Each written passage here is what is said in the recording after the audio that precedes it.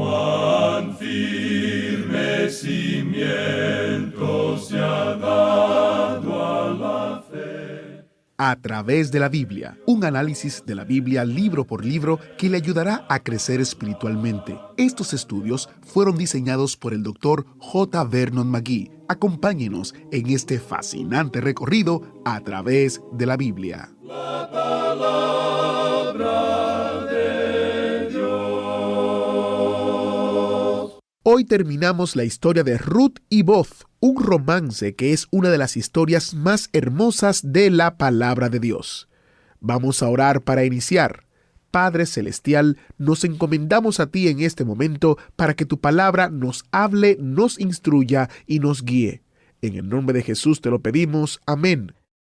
Llegamos hoy en nuestro estudio al capítulo 4 de Ruth. Y en este capítulo, Booz llama a juicio al pariente que es más cercano a Ruth que él, quien no puede redimirla, según la costumbre en Israel. Booz se casa con Ruth y ella da a luz a Obed. En el capítulo anterior vimos las acciones de Ruth y Noemí. Ahora le toca actuar a Booz. De modo que en este capítulo veremos los pasos que da Booz. Comencemos pues leyendo el versículo 1 de este capítulo 4 de Ruth. Booz subió a la puerta y se sentó allí. Y aquí pasaba aquel pariente de quien Booz había hablado y le dijo, fulano, ven acá y siéntate. Y él vino y se sentó. El primer acto de Booz fue salir temprano aquella mañana a la puerta de la ciudad, donde se apostó en un lugar conspicuo para poder llamar al pariente no nombrado, mientras salía de la ciudad hacia sus campos para segar o al entrar a la ciudad desde la era. Booz esperó ansiosamente su llegada para poder resolver este asunto con él. Y dentro de poco aquel pariente pasó y Booz lo saludó como si no conociera su nombre. Dice, fulano, ven acá y siéntate. Ahora no hay duda de que Booz conocía su nombre, pero el motivo por el cual su nombre no es mencionado no se nos revela. Cuando este pariente anónimo vino y se sentó, Booz ya estaba preparado para arreglar enseguida y de una vez esta cuestión en cuanto a Ruth. Continuemos leyendo el versículo 2. Entonces él tomó a 10 varones de los ancianos de la ciudad y dijo, sentaos aquí, y ellos se sentaron. 10 ancianos de la ciudad fueron escogidos para servir de testigos y quizá como un tipo de consejo o tribunal supremo. Es cierto que Booz procedía de una manera conforme a la ley y la decisión final en este caso fue sellada de la manera prescrita en el libro hebreo de estatutos. Ahora no hay duda de que Booz conocía el nombre de este pariente, pues era su propio tío. Al parecer, había cierto motivo por el cual no usó su nombre. Booz, pues, se sentó en la puerta, probablemente leyendo el diario de Belén o el Nacional, y vio pasando por la puerta a este señor. Y antes de que pudiera pensar en su nombre, Booz se levantó aprisa y le llamó, fulano. El hombre vino a donde estaba Booz y se sentó. Sentados con Booz también había 10 hombres. Simbolizaban los 10 mandamientos. La maldición de la ley descansaba sobre Ruth la Moabita, porque estaba escrito allá en Deuteronomio 23:3. No entrará amonita ni moabita en la congregación de Jehová, ni hasta la 10ª generación de ellos. No entrarán en la congregación de Jehová para siempre. Por eso, la ley no pudo dejar que entrara Ruth, sino que la excluía. Esto parece ser una explicación satisfactoria del encubrimiento del nombre del pariente más próximo, quien aquí simboliza la ley y quien lleva el seudónimo fulano. Su nombre seguramente era conocido y Booz se negó a usarlo a propósito. Continuemos ahora leyendo los versículos 3 hasta el 6 de este capítulo 4 de Ruth. Luego dijo el pariente, Noemí, que ha vuelto del campo de Moab, vende una parte de las tierras que tuvo nuestro hermano Elimelec. Y yo decidí hacértelo saber y decirte que la compres en presencia de los que están aquí sentados y de los ancianos de mi pueblo. Si tú quieres redimir, redime. Y si no quieres redimir, decláramelo para que yo lo sepa, porque no hay otro que redima sino tú, y yo después de ti. Y él respondió, yo redimiré. Entonces replicó Booz, el mismo día que compres las tierras de mano de Noemí, debes tomar también a Ruth la Moabita, mujer del difunto, para que restaures el nombre del muerto sobre su posesión. Y respondió el pariente, no puedo redimir para mí, no sea que dañe mi heredad. Redime tú usando de mi derecho, porque yo no podré redimir. En la presencia de estos testigos, Booz presentó el caso a este pariente. Quizá la expresión usada por Booz con respecto a lo que Noemí intentaba hacer con la parcela sea traducida de tal manera que resulte engañosa. Pero nos parece a nosotros que la mejor interpretación se ofrece por un comentario que afirma que las tensiones de los años de hambre habían obligado a Noemí a vender su parcela en algún tiempo después de su regreso a Belén. El doctor Elliot sugiere que Elimelech había hecho esto antes de morir. Bueno, sea como fuere, la tierra necesitaba ser redimida, pues las circunstancias adversas habían obligado que Noemí vendiera la propiedad contra su voluntad. Cuando Noemí primero regresó de los campos de Moab, no se hallaba en una posición propicia para obtener la restauración de aquella parcela. Pero al empezar a disiparse sus problemas, Noemí quería lograr que la parcela le fuera restaurada. Esta parcela era parte de la propiedad de Elimelech, y como él era hermano del pariente no nombrado y pariente de Booz, era la prerrogativa de ellos redimir la parcela. El primer Goel fue el pariente fulano, y luego Booz en caso de que éste rehusara. Ahora fíjese usted en el método sutil de Booz. No se le acercó al pariente anónimo de la misma manera en que Ruth se le había acercado a él. Ella demandó sus derechos como viuda bajo el estatuto tocante al Goel, o sea, pariente redentor. No mencionó la parcela. Evidentemente, Booz había discutido aquel punto del caso con ella. Cuando Booz presentó el caso a este pariente no nombrado, hizo que la parcela fuera el punto de importancia. Ahora, según la técnica empleada por Booz, él mencionó en primer lugar la necesidad de un Goel, o sea, un pariente redentor para la parcela, y luego presentó como una alternativa final el caso de un Goel, o pariente redentor, para Ruth, para disuadir así a este pariente. Por su manera de presentar su caso, Booz reveló su propio anhelo de tener como esposa a Ruth. Ahora el pariente expresó su buena voluntad de redimir cuando creía que se trataba solamente de la parcela. Pero Booz estaba preparado para presentarle el gran inconveniente para poder desalentarlo porque él estaba enamorado de Ruth.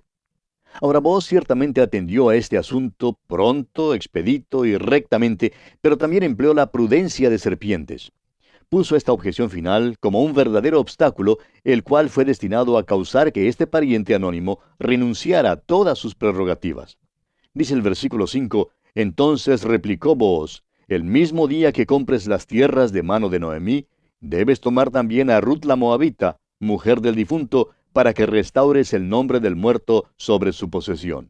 Lo que Ruth presentó como la demanda primera para un pariente redentor, Booz lo guardó como última, como un colmo. Ahora Ruth tenía derecho sobre la propiedad de Elimelech. Los dos hijos de Elimelech eran los herederos legales de la propiedad. Si uno o el otro hubiera dejado un niño, este habría sido el heredero legal de la propiedad. Pero murieron sin tener hijos. Por tanto, sus esposas podrían pasar la propiedad a cualquier hijo que les fuera nacido del Goel, o sea, del pariente redentor de la familia de Elimelech. Les era posible por nacimiento traspasar el título de la propiedad a sus hijos.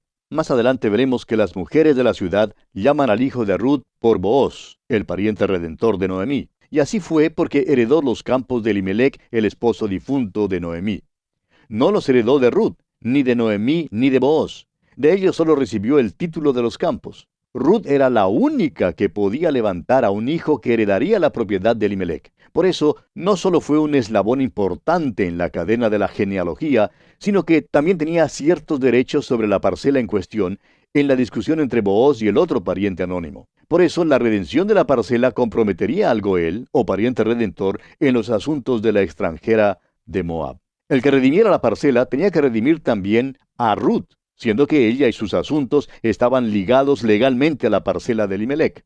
Estos, pues, eran los aspectos técnicos y legales con que Booz contaba para su victoria. Cuando la atención de fulano fue dirigida hacia este inconveniente serio, que poseía complicaciones legales, declaró entonces que no podía redimir a la extranjera de Moab sin implicar su propia propiedad. El Targum declara que él ya tenía una esposa e hijos, con lo que un matrimonio con la moabita comprometería los intereses de ellos. La interpretación más normal de sus palabras parece ser que la presencia de la moabita como una pertenencia ineludible a la propiedad despertó en su mente algunos temores en cuanto a sus derechos a cualquier propiedad en que estuviese involucrado el casarse con alguien que fuera condenado, en tales términos inequívocos, por el sistema mosaico, como lo vimos hace un momento en el capítulo 23 de Deuteronomio, versículo 3. Esta ley prohibía que un moabita entrara en la congregación aún hasta la 10ª generación. Parece que fue esta ley la que le impidió proseguir con su prerrogativa preferida. Evidentemente, se asustó debido a la presencia de Ruth y enseguida renunció a sus prerrogativas como redentor. Creemos, amigo oyente, que este pariente anónimo simboliza la ley. En realidad, la ley no puede redimirnos. Es incapaz de redimirnos. El apóstol Pablo, escribiendo en su carta a los Romanos, capítulo 8, versículo 3, dice: «Porque lo que era imposible para la ley, por cuanto era débil por la carne, Dios, enviando a su Hijo en semejanza de carne de pecado, y a causa del pecado, condenó al pecado en la carne».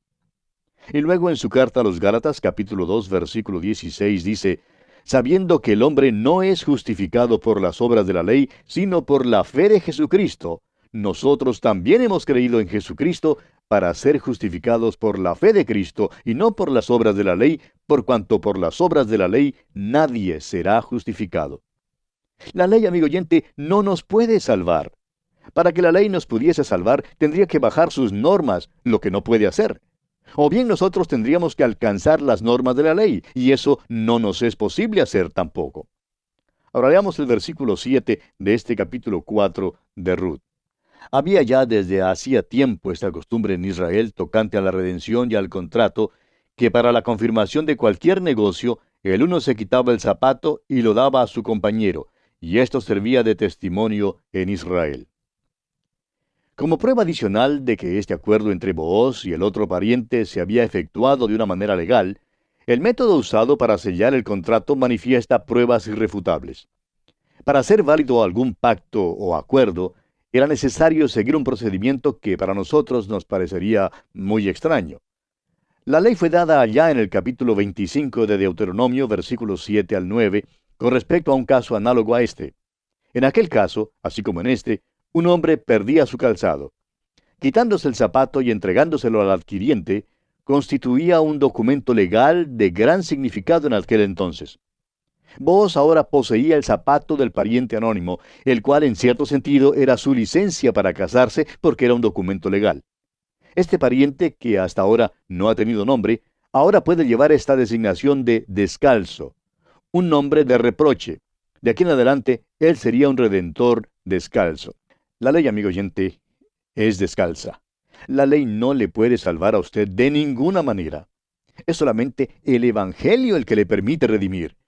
En cuanto al pecador, la ley no le puede calzar. Es el Evangelio de la gracia que viste a un pecador de la justicia de Cristo y que le calza.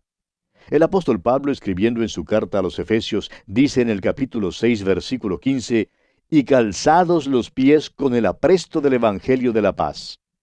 La ley no puede redimir y tiene que retirarse con ignominia y deshonra. Pero Cristo, nuestro Booz, nos puede redimir por la gracia. Si usted es cristiano, amigo oyente, usted tiene una esperanza. Amigo oyente, permítanos decir que hay muchos que todavía necesitan descubrir que la ley no les salvará. Muchos esperan llegar al cielo mediante sus propias fuerzas, pero no les será posible llegar así. La salvación viene solamente por medio de Jesucristo. Continuemos ahora leyendo los versículos 8 al 10 de este capítulo 4 de Ruth. Entonces el pariente dijo a Booz: «Tómalo tú», y se quitó el zapato. Y Booz dijo a los ancianos y a todo el pueblo: «Vosotros sois testigos hoy de que he adquirido de mano de Noemí todo lo que fue de Elimelec, y todo lo que fue de Kelión y de Malón. Y que también tomo por mi mujer a Ruth la Moabita, mujer de Malón, para restaurar el nombre del difunto sobre su heredad, para que el nombre del muerto no se borre de entre sus hermanos y de la puerta de su lugar. Vosotros sois testigos hoy». Poseyendo ya el documento legal, el zapato del descalzo, Booz concluyó la transacción llamando a los 10 ancianos para que sirvieran de testigos que ahora era él, quien aquel día redimía las propiedades de Elimelec, Malón y Kelión. No solo fue redentor de la propiedad, sino también de Ruth. Continuemos con los versículos 11 al 14 de este interesante capítulo 4 de Ruth. Y dijeron todos los del pueblo que estaban a la puerta con los ancianos: «Testigos somos. Jehová haga a la mujer que entra en tu casa como a Raquel y a Lea, las cuales edificaron la casa de Israel, y tú seas ilustre en Efrata, y seas de renombre en Belén. Y sea tu casa como la casa de Fares, el que Tamar dio a luz a Judá, por la descendencia que de esa joven te dé Jehová. Booz pues tomó a Ruth, y ella fue su mujer, y se llegó a ella, y Jehová le dio que concibiese y diese a luz un hijo. Y las mujeres decían a Noemí, Loado sea Jehová, que hizo que no te faltase hoy pariente, cuyo nombre será celebrado en Israel. El amor por Ruth fue lo único que impulsó a Booz a concluir este asunto con tanta animación y aptitud. Su amor por la joven de Moab fue suficiente motivo para llegar a ser su pariente redentor. La historia concluye apropiadamente con la declaración, Booz, pues, tomó a Ruth y ella fue su mujer. Este es el fin feliz de toda buena historia. Dios pone en el corazón de un hombre el amor y la afición por una mujer, y hace que aquel sentimiento sea mutuo. Es la intención divina que sean unidos en matrimonio en su presencia con su bendición invocada sobre la unión. Hay otro capítulo en nuestra historia, el cual, aunque no tiene por objeto contribuir a su hermosura, sí contribuye a uno de los objetivos supremos. El resto del capítulo 4 de Ruth cuenta del nacimiento de Obed a Ruth y a Booz. Esto da pie a la conclusión de la gran genealogía que se halla al fin del libro. Esta genealogía es transferida en su entereza al principio del Nuevo Testamento en el Evangelio de Mateo. Presenta los incidentes de esta humilde historia como vínculo en el gran plan y propósito de Dios. El versículo 22 de este capítulo 4 de Ruth dice, Obed engendró a Isaí, e Isaí engendró a David. El nacimiento de Obed a Ruth y a Booz en Belén representa vagamente el nacimiento de otro, cuya venida reverberaría hasta los fines de la tierra y produciría un efecto amplio y eterno sobre este mundo. El nombre Obed significa el siervo o el adorador. Las mujeres de Belén le pusieron este nombre debido a su relación con Noemí. Aunque no tenía ninguna consanguinidad con Noemí, legalmente era su nieto. Era un siervo a Noemí, estando ella en su vejez, y tomó el lugar que fue dejado vacío por la muerte de su esposo y sus 2 hijos. Ahora su propiedad sería de Obed, el siervo, y éste, que era descendiente de una moabita, era un adorador del Dios verdadero, así como lo fue su madre. Y aquel pequeñito llegó a ser el abuelo de David. ¿Ve usted, amigo oyente? Ruth fue la bisabuela de David, y así ella forma parte del linaje que condujo al Señor Jesucristo. ¡Qué hermoso, amigo oyente! La historia de Ruth es una ilustración del pariente redentor. Es una ilustración del lado amoroso de nuestra redención. Un pariente redentor necesita ser un pariente cercano. Y el Señor Jesucristo es nuestro pariente cercano. Nunca tuvo el nombre de Jesús sino hasta cuando nació en la tierra. Nunca podría haber salvado a su pueblo de sus pecados antes de haber venido a la tierra. Dice el escritor a los Hebreos en el capítulo 2 de su carta, versículos 14 y 15, Así que, por cuanto los hijos participaron de carne y sangre, él también participó de lo mismo, para destruir por medio de la muerte al que tenía el imperio de la muerte, esto es, al diablo, y librar a todos los que por el temor de la muerte estaban durante toda la vida sujetos a servidumbre. Y el versículo 16 del mismo capítulo de Hebreos sigue diciendo que Cristo socorrió a la descendencia de Abraham. Y el apóstol Pablo, escribiendo a los Gálatas, dice en el capítulo 4, versículos 4 y 5, Pero cuando vino el cumplimiento del tiempo, Dios envió a su Hijo, nacido de mujer y nacido bajo la ley, para que redimiese a los que estaban bajo la ley, a fin de que recibiésemos la adopción de hijos. Jesucristo, pues, amigo oyente, es nuestro pariente redentor. Cristo sabe todo en cuanto a nosotros hoy en día porque fue hecho carne, y esto por amor a nosotros. Ahora, un pariente redentor tiene que estar dispuesto a redimir. Sin duda alguna, Booz estaba dispuesto a redimir a Ruth. Usted y yo, amigo oyente, tenemos un pariente redentor. Dice el mismo escritor a los Hebreos en el capítulo 12 de su carta, versículo 2, Puestos los ojos en Jesús, el autor y consumador de la fe, el cual por el gozo puesto delante de él sufrió la cruz, menospreciando el oprobio, y se sentó a la diestra del trono de Dios. Ahora, el pariente redentor también tiene que ser poderoso para redimir. Tenemos la idea de que quizá Noemí tuviera algunos parientes pobres. La mayoría de nosotros los tenemos. Nos imaginamos que cuando Noemí regresó a Belén, le fueron a visitar y llevaron con ellos un pañuelo tan grande como una sábana. Lloraron tanto que probablemente estaba hecho una sopa cuando se despidieron de ella. Todo lo que les fue posible hacer fue simpatizar con ella, pues no les era posible ayudarla. Dijeron, tú sabes que nosotros también hemos perdido nuestra propiedad. Ahora usted y yo, amigo oyente, necesitamos tener un pariente redentor que sea poderoso para redimir. Tiene que ser libre del pecado para poder redimirnos. Cuando el Señor Jesucristo vino a la tierra, Él pudo decir allá en el Evangelio según San Juan, capítulo 14, versículo 30, porque viene el príncipe de este mundo, y Él nada tiene en mí. Jesucristo no estuvo contaminado del pecado. Nació santo, inocente, sin mancha y apartado de los pecadores. Él fue aquel sacrificio que cuando le pusieron en aquella cruz, fue hecho pecado por nosotros. Él que no conoció pecado. Solo a Él le fue posible pagar aquel precio terrible. Ningún otro podía hacerlo. A usted, amigo oyente, no le es posible redimirme a mí, ni tampoco a mí me es posible redimirle a usted. Ni siquiera podemos redimirnos a nosotros mismos. Todos somos pecadores. Tratar de salvarse a uno mismo es como el tirar una cuerda salvavidas desde la cubierta superior a la cubierta inferior cuando un barco se está yendo a pique. Y el viejo barco de la humanidad y de la civilización se va a pique hoy en día, amigo oyente. Y hay muchos muchachos buenos por allá arriba en la cubierta superior que nos tiran las cuerdas salvavidas. Nos están lanzando la sociología y la religión y cosas por el estilo. Pero, amigo oyente, la cubierta superior también se va a pique junto con el barco. Fue necesario que uno descendiera del cielo para redimirnos. Jesús le dijo a Natanael, allá en el Evangelio según San Juan capítulo 1, versículo 51, de aquí adelante veréis el cielo abierto y a los ángeles de Dios que suben y descienden sobre el Hijo del Hombre. Cristo es esa escalera al cielo, amigo oyente. Él es el único que puede servir como nuestro pariente redentor. El libro de Ruth, proviniendo del tiempo de los jueces, es como una bella flor en un terreno lleno de malezas. La fragancia de esta historia ha sido llevada por el aire a los rincones más remotos de la tierra y revela el hecho de que la redención es una historia de amor.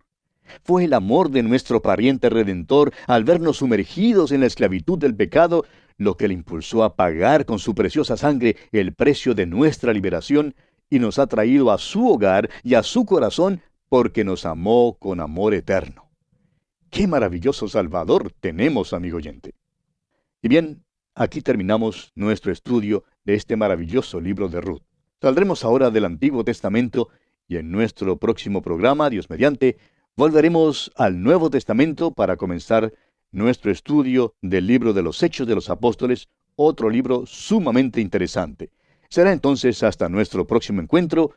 Que Dios le bendiga abundantemente.